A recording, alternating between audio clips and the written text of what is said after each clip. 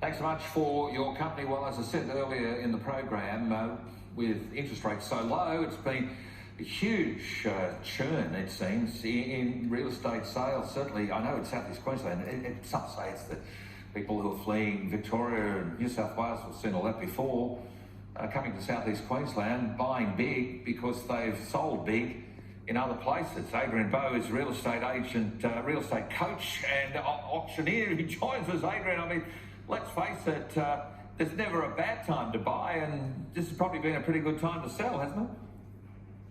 Yeah, thanks for having me, Gary.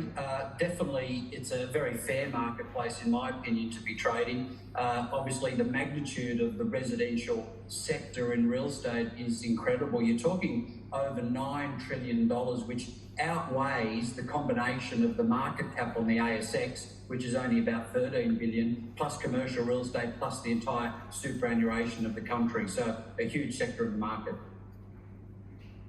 So that really is the summary for 2021. A lot of money changed hands. A lot of people made some big decisions. Some people were buying sight unseen, which is kind of manna from heaven if you're in the real estate game.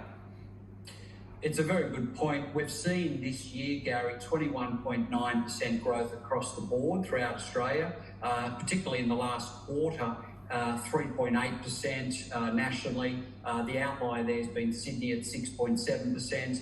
And Melbourne's performed very well at about 3.8% as well. So certainly a lot of activity. We've seen since the beginning of the pandemic, or the genesis, if you like, about 24% growth. So certainly an unusual trigger for property growth in our country.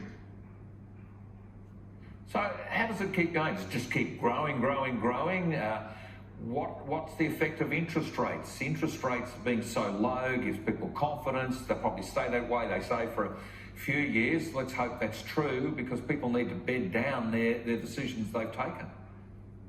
Yeah, it's an interesting point, Gary, and the main three metrics, if you like, that drives the market in any particular capacity, one being interest rates, the other being the supply levels, and then how credit's handled as well. Now, if we look at interest rates, obviously Philip Lowe, the Governor of the Reserve Bank, made an almost promise, if you like, that we won't see any adjustment until 2024. But with inflation the way it's going at the moment, my prediction is that we're going to see an increment in an upwards direction somewhere prior to that. So we're just going to have to see how the next quarter plays out.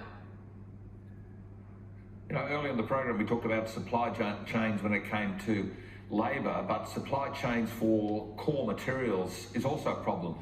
Lumber not being as readily available, steel prices gone up, concrete, well, the fact that you don't create as much concrete if you can't crush the rocks in quarries, these things are all being held up by government red tape. So to get a house built is no longer a 3-month thing, it's no longer a 6-month thing. I'm hearing 12 months is what it takes to get a house built. That's the sort of competition for supply chain resources. Absolutely. When you've got a disruption in the flow of supply and obviously materials, given what we've experienced this year, then that's going to cause obviously an adjustment in price, and we have seen that filter through. And you're right, 12 months would be probably quite reasonable, actually. I mean, most of the advice I give to people, if they're looking to build, would be whatever budget you've got, double it, whatever time period you had in mind, double that as well, and that's where you'll end up. I really hate hearing that, but I suspect you're right. Now, the COVID impact, we had JobKeeper, JobSeeker, that kind of kept a lot of businesses going. I think that in the case of a number of businesses in the construction sector, there would have been a natural ebb and flow of businesses coming and going. There seems to have been an almighty stall, and I'm talking South East Queensland, where a lot of construction businesses have gone out the door, subcontractors and so forth, some big, some small.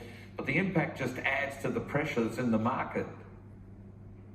That's true, and obviously we've had all these government incentives during the year, and that has helped, obviously a lot of businesses stay afloat. And what you're talking, obviously $300+ million, which is just a huge amount, and obviously the toll of that won't be known for some time. But with interest rates internationally the way they are being so low, if there was ever time to do it, as Josh Frydenberg said, that now it certainly was the time to create those additional funds and surplus into the market.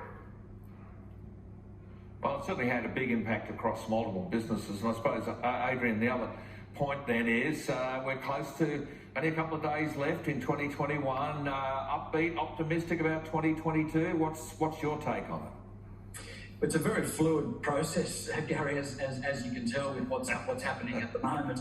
I do think, number one, we're going to continue to see growth, but certainly not at the levels that we've experienced in the last 2 years. I mean, it's been unprecedented to have 20 to 25% growth, within 12 to 18 months, just completely unprecedented. So I think we're going to go back to a more normal, stable market of about 8 to 10% growth on an annual basis. Obviously, the other metrics which I talked about, which was the supply issue, obviously there's just so much supply that was taken and removed off the market this calendar year, which caused that spike in prices. But I think you're going to start to see transactions lubricate a little bit easier with more stock and supply hitting the market early in the new year. And then obviously credit will continue to be an issue in the new year. We had APRA take a very responsible approach in November, where they increased that buffer or assessment rate, if you like, from 2.5% to 3%, which will affect people's borrowing by up to about 5%. And that's the only tool they had in their arsenal, given the cash rate remained for 13 or 14 months in a row at 0.1%. So I think we're going to still continue to see some growth, but it'll be more sensible growth and more practical and manageable growth into 2022. Yeah, there's nothing like a piece of real estate. I bought my first about 41 years ago when I turned 21, and I had to have 20% deposit on a $27,000 or $26,000 home. You do the maths. It wasn't a lot of money, but by today's standards, but it seemed a lot at the time. Adrian, good to talk with you. All the best for 2022. We look forward to catching up again very soon. Adrian Bo, who understands real estate. I hope you've taken notes if you're in the market speculating on it. Peter Curry from